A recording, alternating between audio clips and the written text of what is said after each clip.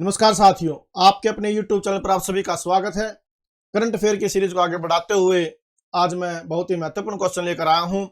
तो आपने इन क्वेश्चनों को अपनी नोटबुक के अंदर नोट करना है, इनको समझना है और वीडियो को आपने एंड तक जरूर देखना है। तो वीडियो शुरू करते हैं।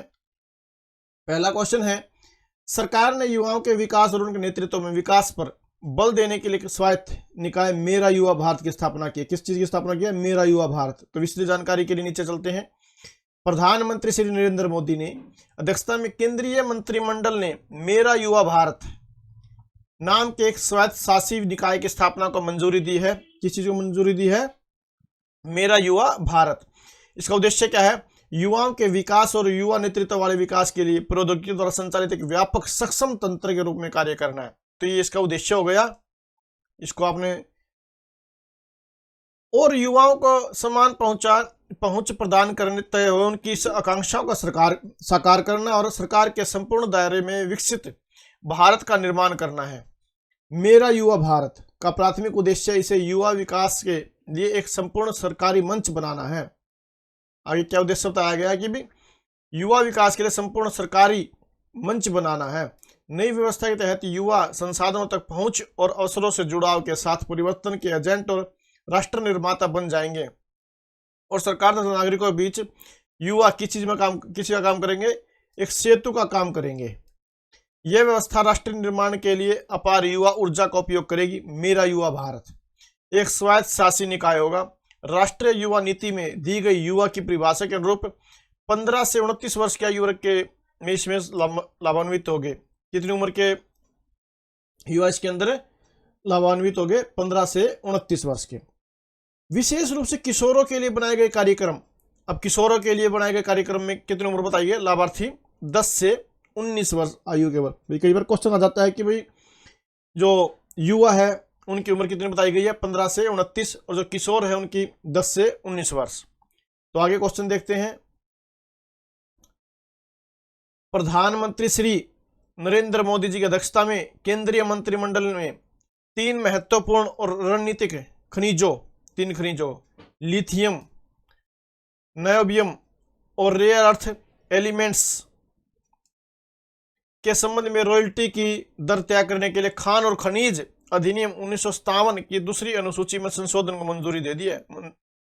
हाल ही में खान और खनिज संशोधन अधिनियम 2023 संसद द्वारा पारित किया गया था। संशोधन किया गया, संसद द्वारा पारित किया गया, जो 17 अगस्त 2023 को लागू हो गया। कब लागू हुआ? 17 अगस्त 2023 को। संशोधन के जरिए अन्य बातों के अलावा लिथियम और नायोबियम सहित 6 खनिजों को परमाणु खनिजों की सूची से हटा दिया गया है, जिससे नीलामी के माध्यम से निजी क्षेत्रों को इन खनिजों के लिए रियायतें देने की अनुमति मिल जाएगी। इसके अलावा संशोधन में प्रावधान किया गया कि लिथियम, नायोबियम और आई के साथ 24 महत्वपूर्ण रणनीतिक खनिजों के खनन पट्टे और समग्र लाइसेंस की नीलामी केंद्र सरकार द्वारा की जाएगी। यानी कि इन चीजों की भी केंद्र सरकार द्वारा नीलामी की जाएगी। तो आगे क्वेश्चन देखते हैं। नई दिल्ली में इंडिया ज्वेलरी शॉपिंग फेस्टिवल 2023 का शुभारंभ कहां पर हुआ? इसका इंडिया ज्वेलरी शॉपिंग फेस्टिवल 2023 का शुभारंभ नई दिल्ली के अंदर हुआ। किसने किया? सड़क परिवहन और राजमार्ग मंत्री नितिन गडकरी ने। किन्होंने किया? नितिन गडकरी ने नई दिल्ली में किया। किसी का किया? इंडिया ज्वेलरी शॉपिंग को फेस्टिवल 2023 का।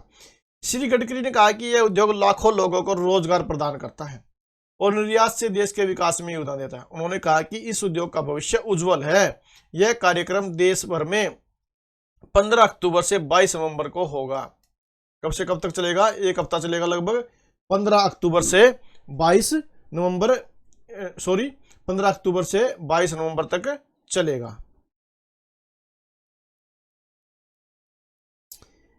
केंद्रीय मंत्री अनुराग ठाकुर ने एनिमेशन श्रृंखला KTV भारत है हम का किया शुभारंभ। केंद्रीय मंत्री श्री अनुराग ठाकुर ने क्रिश, ट्रिस और बोल्टी बॉय KTV भारत है हम का ट्रेलर लॉन्च किया है। तो किसने किया है? श्री अनुराग ठाकुर ने, जो केंद्रीय संचार ब्यूरो, सूचना एवं प्रसारण मंत्रालय और ग्राफ्टी स्टूडियो द्वारा निर्मित 2 सीजन वाली एक एनिमेटेड सीरीज है। क्या ये 2 सीजन वाली एक एनिमेटेड सीरीज है? इस सीरीज में 11-11 मिनट के 52 एपिसोड हैं, जिनमें वर्ष 1500 से लेकर 1947 तक के भारतीय स्वतंत्रता संग्राम की कहानियां शामिल है। इस सीरीज की मेजबानी प्रतिष्ठित एनिमेटेड पात्रों क्रिस ट्रिस और बॉल्टी बॉय द्वारा की गई है। इस सीरीज का निर्माण ग्राफ्टी स्टूडियोज के मुंजाल श्राफ और तिलकराज शेट्टी के सह निर्माता जोड़ी ने किया है। भारत है हम एनिमेशन श्रृंखला का इस महीने की 15 तारीख से दूरदर्शन, अमेजॉन प्राइम वीडियो और नेटफ्लिक्स पर शुरू की जाएगी। श्री ठाकुर ने कहा कि 12 भारतीय भाषाओं और 7 अंतर्राष्ट्रीय भाषाओं में यह अनूठा प्रयास किया गया है। कितनी भाषाओं में? 12 तो भारतीय भाषाओं में और 7 अंतर्राष्ट्रीय भाषाओं में यह अनूठा प्रयास किया, ताकि न केवल देश बल्कि पूरा विश्व हमारे वीर नायकों से अवगत हो सके।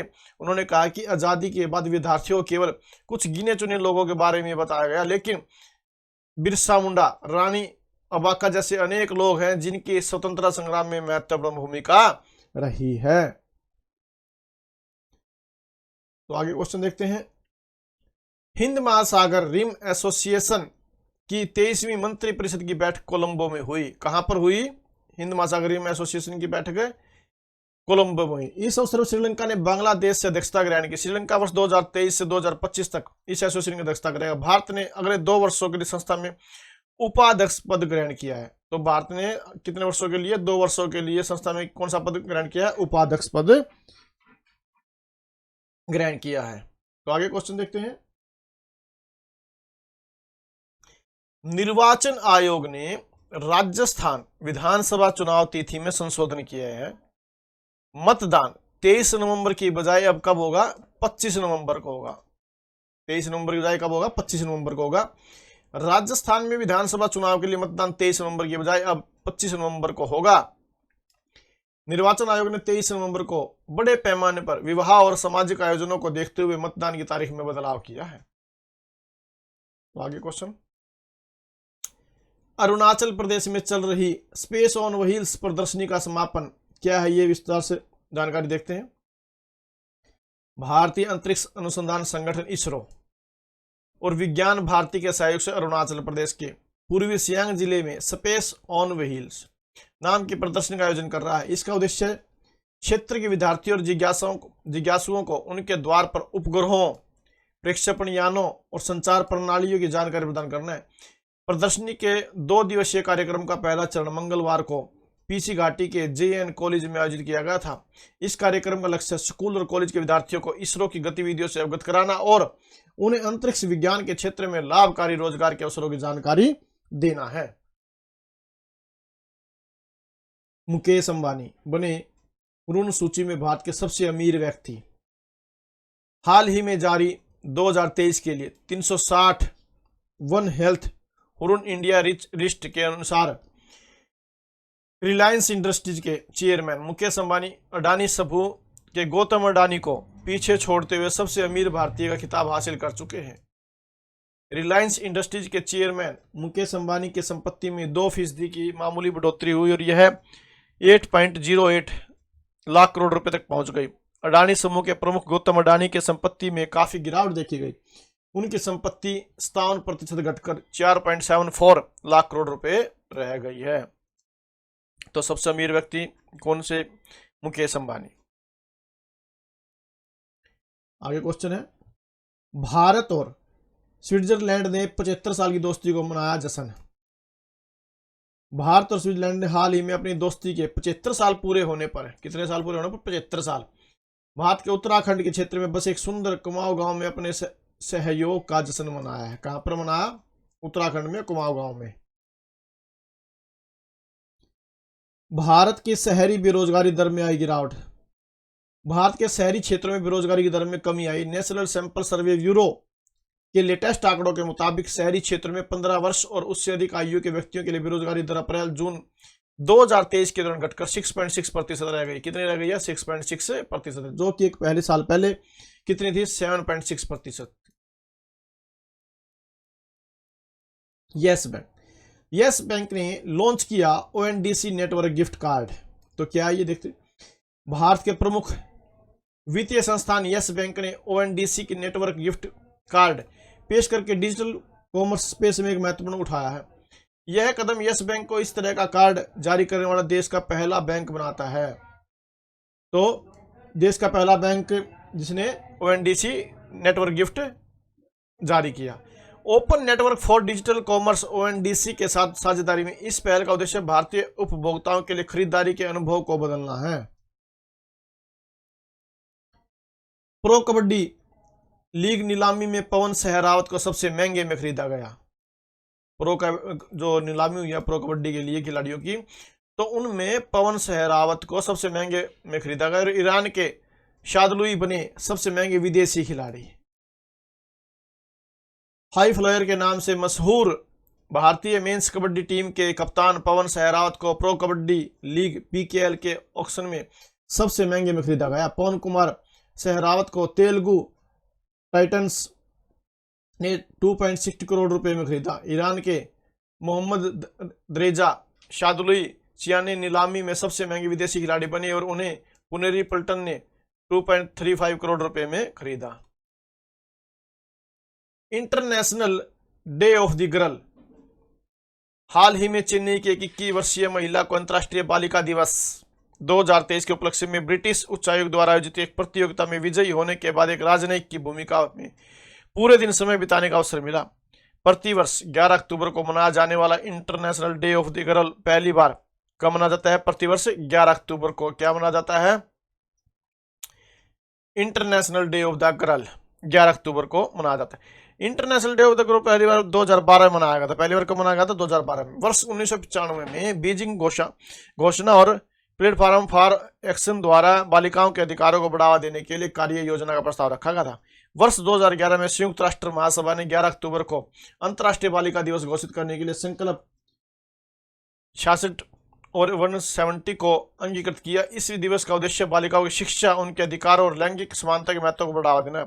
यह वैश्विक समुदाय से वचनबद्धताओं की पुष्टि के साथ ही बालिकाओं को सशक्त बनाने वाले बदलाव लाने हेतु आवश्यक कार्रवाई में साहसपूर्वक योगदान करने का आह्वान करता है। अंतर्राष्ट्रीय बालिका दिवस 2023 का विषय क्या है? इसका प्रश्न आ जाता है। अंतर्राष्ट्रीय बालिका दिवस 2023 का विषय क्या है? तो आपने ध्यान रखना है, बालिकाओं के अधिकारों में निवेश, हमारा नेतृत्व, हमारा कल्याण। ठीक है ना? Invest in girls rights, our leadership, our well being. तो विषय क्या है 2023 का अंतर्राष्ट्रीय बालिका दिवस का? बालिकाओं के अधिकारों में निवेश, हमारा नेतृत्व, हमारा कल्याण। तो इस प्रकार से ये आज के महत्वपूर्ण क्वेश्चन थे जो करंट अफेयर के। अगर आपको वीडियो अच्छी लगी तो प्लीज आप लाइक जरूर करें, क्योंकि देखते तो बहुत से साथी है लेकिन लाइक नहीं करते। तो अगर आप लाइक करते हैं तो हमारा भी हौसला बढ़ता है और हम अच्छे और भी नए जो क्वेश्चन है ढूंढ के उनके लाइन और आप तक पहुंचाएं और वीडियो को और बेहतर ढंग से बनाने की कोशिश करें। और चैनल को सब्सक्राइब जरूर करें ताकि जो नई नई वीडियो में लेकर आऊँ उनका नोटिफिकेशन आप तक सही समय पर पहुंचता रहे। Thank you very much.